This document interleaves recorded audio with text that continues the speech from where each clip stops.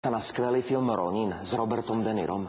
Mnoho ľudí sa tam pokúšalo získať kufrík, o ktorého obsahu nikto nič nevedel.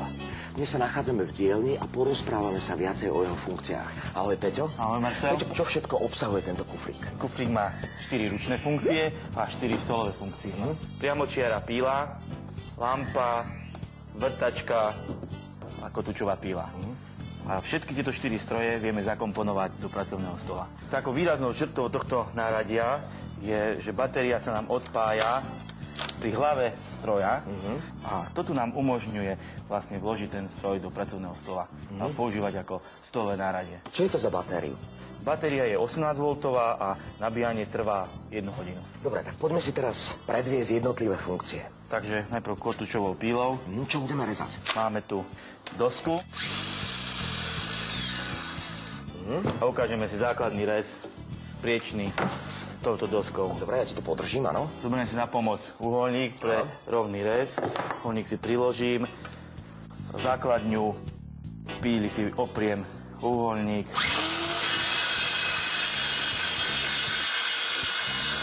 Aké rôzne materiály sa tou pílou dajú ešte rezať? Tak kotúčovou pílou sa dá rezať klasické drevo, drevotrieska, laminátové podlahy, NDF dosky. Dobre, a čo keby som napríklad chcel odpíliť plech? Tak na to tu máme priamočiaru pílu, s ktorou dokážeme odrezať plác, hliník, plexisklo, kov, bežný.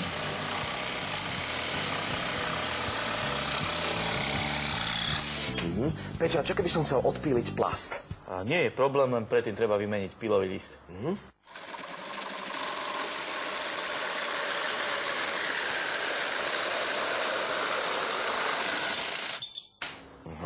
Peťo, ešte tu máme vrtačku. Čo sa ňou dá všetko prevrtať? Drevo, plastie a kovy. A má funkciu priklepového kladiva. Poďme si to ukázať.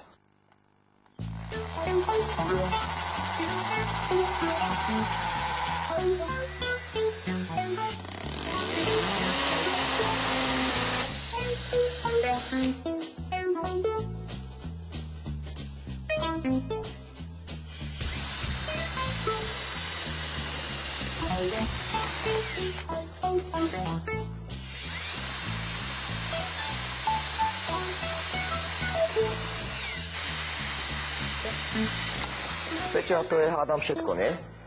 Nie, máme tu ešte jednu funkciu, lampáž. Aha. A tým by sme uzatvorili skupinu ručného využitia.